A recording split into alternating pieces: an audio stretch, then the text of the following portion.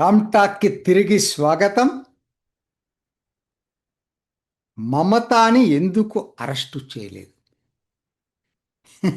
ఈ మాట బీజేపీ కింద నాయకులు ఎవరు అడగట్లేదు, లేకపోతే ప్రో బీజేపీ వాళ్ళు కాదు అడుగుతుంది, రాహుల్ గాంధీ అడుగుతున్నాడు.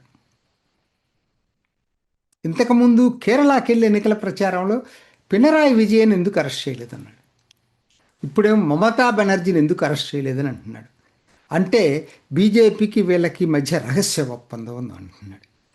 ఇది రాహుల్ గాంధీ ఎన్నికల ప్రచార స్టైల్. ఆయన మరి ఏమన్నా అతి మేధావి అనుకుంటాడో ఏంటో నాకు తెలియదు, కానీ ఒక ఇండీ కూటమి భాగస్వామ్య పార్టీ ముఖ్యమంత్రి మమతా బెనర్జీ, అది మామూలు అల్లాటప్ప కాదు, దాదాపు అతిపెద్ద రాష్ట్రం, 42 లోక్సభ స్థానాలు ఉన్నటువంటి రాష్ట్రం. అక్కడున్న ముఖ్యమంత్రి ఆయన్ని అరెస్టు ఎందుకు చేయలేదని రాహుల్ గాంధీ అంటున్నాడు. ఒక్కటి చెప్పండి, రేపొద్దున ఇండీ కూటమి మీటింగ్ పిలవగలరా రాహుల్ గాంధీ? మళ్ళా మమతా బెనర్జీ వెళ్ళి రాహుల్ గాంధీ సరసన కూర్చోగలదా? పినరాయి విజయన్ వేరు. పినరాయి విజయన్ వాళ్ళకేందంటే, చెప్పాను ఇంతకుముందు వీడియోలోనే ఒకసారి, ఏంటంటే వాళ్ళకి ఇవన్నీ కాదు, బీజేపీ ఓడిపోవాలా, ఎక్కడ దాకైనా వెళ్తారు వాళ్ళు. కానీ మమత అట్లా కాదే. మమత, నువ్వు ఆవిడ అహాన్ని దెబ్బతీస్తే ఆవిడ సహించే పరిస్థితి ఎవరి మీద ఉండదు. ఆవిడ్ని అరెస్టు చేయమని రాహుల్ గాంధీ చెప్పిన తర్వాత రాహుల్ గాంధీ సరసన కూర్చొని ఆవిడ ఉపన్యాసాలు ఇవ్వలేదు, సమావేశాలు జరపలేదు. నేను ఎందుకు చెప్తున్నానంటే, ఇది అసలు ఏమాత్రం బుర్ర ఉన్న నాయకులు ఎవరైనా సరే, నేను అనకూడదు, ఇప్పుడు ఇప్పుడు అర్థమవుతుంది ఎందుకు అందరు పప్పు అంటున్నారు అనేది. ఎవరు అనరండి, ఎవరు కూడా అలా అరెస్ట్ చేయమనేదాకా అనగలరు. మీరు ఎన్నికల్లోకి వెళ్ళి డిఫరెంట్గా ప్రచారం చేసుకోవచ్చు, కానీ మీ ఇండి కూటమి భాగస్వామి పార్టీ సీఎంని అరెస్ట్ చేయమని ఇద్దరిని, అటు సిపిఎం వాళ్ళని అన్నాడు, ఇటు మమతా బెనర్జీని అన్నాడు. ఇప్పటికే ఏంటి తలనొప్పిగా ఉంది, అసలు ఇండి కూటమి అనేది లేదు ఆల్మోస్ట్. ఎందుకంటే బీహార్లో తేజస్వి యాదవ్ ఏం మాట్లాడాడో చూసాం. తర్వాత ఇవాళ ఆ ఆ ఉద్ధవ్ ఠాకరే మొత్తుకునేవాడు, సావర్కర్ని గురించి మాట్లాడద్దు మాట్లాడద్దని, అయినా మాట్లాడుతుంటాడు. అందుకని ఆ ఉద్ధవ్ ఠాకరేకి ఉన్న బేస్ కాస్త పోగొట్టాడు రాహుల్ గాంధీ. స్టాలిన్ ఇవ్వాల, స్టాలిన్ ఎంత ఇదిగా ఇదైపోయిందంటే రాహుల్ గాంధీ మధ్య సంబంధం, ఇద్దరు కలిసి ఒక మీటింగ్లోనే లేని పరిస్థితి వచ్చింది. అంటే నేను ఎందుకు చెప్తున్నానంటే, ఇవన్నీ ఒక ఎత్తు అయితే సీఎంని అరెస్ట్ చేయమని చెప్పటం అనేది, ఇండీ కూటమి భాగస్వామి పార్టీగా ఉండి అది అర్థమైపోయింది, ఇంకా ఇండీ కూటమి అనేది లేదు.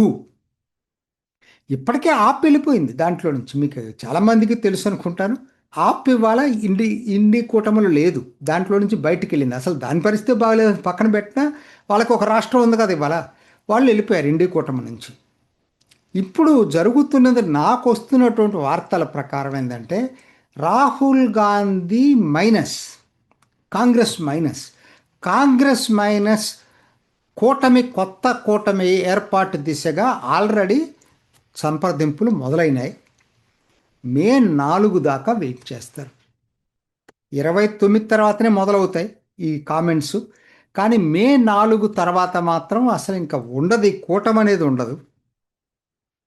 వీళ్ళు కాంగ్రెస్ మైనస్ అపోజిషన్ పార్టీస్ కలవటానికి ఒక ప్రయత్నం చేస్తారు, కానీ అలా జరగదంతా. ఎందుకంటే కొన్ని కొన్ని కాంగ్రెస్ అవసరం ఉంటుంది కొంతమందికి, వాళ్ళు ఉంటేనే ఫ్రంట్ గెలుస్తుంది అనుకున్న వాళ్ళు కొంతమంది కాంగ్రెస్ అంటే ఏంటి, ఇప్పుడు రాహుల్ గాంధీ నాయకత్వాన్ని ఆమోదించే వాళ్ళే ఈ ఒక ఫ్రంట్లో ఉంటారు, మిగతా వాళ్ళందరూ కలిసి వేరే ఫ్రంట్కి మారుతారు. అంటే ఇదంతా నాకు అనిపిస్తుంది ఏంటంటే, 2029కి బీజేపీ వర్సెస్ టూ ఫ్రంట్స్ ఉంటాయి, ఒక ఫ్రంట్ కాదు, ఇండి కూటమి కాదు, రెండు ఫ్రంట్స్ ఉంటాయి బీజేపీ వర్సెస్. ఒక్కటే ఇప్పుడు స్టంబ్లింగ్ బ్లాక్ ఏంటంటే, సిపిఎం టిఎంసి వీళ్ళిద్దరి మధ్య పచ్చగడ్డి వేస్తే భగ్గుమనదు. రేపు మే 4 తర్వాత బెంగాల్లో అధికారం కోల్పోతే తృణమూల్ కాంగ్రెస్, అప్పుడు జరగబోయేది ఏంటంటే, Trinamool Congress, CPM anti BJP front కట్టినా ఆశ్చర్యం లేదు. కాబట్టి ముందు ముందు ఏదో అంటారు కదా, జోగి జోగి రాచుకుంటే బూడిద రాలుతుందని చెప్పి జరగబోయేది అది. వీళ్ళు వాళ్ళ రెలివెన్స్ ఎప్పుడైతే తగ్గుతుందో అందరూ కలవటానికి ప్రయత్నం చేస్తారు. కాకపోతే ఇది తాత్కాలికమైంది. ఎందుకంటే సైద్ధాంతిక వైరుధ్యాలు ఉంటాయి కదా.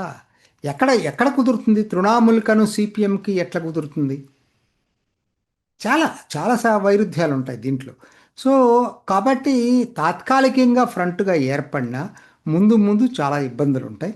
బట్ 2029కి అయితే అసలు ఒక బీజేపీ వ్యతిరేక స్ట్రాంగ్ ఫ్రంట్ అంటూ ఉండదు.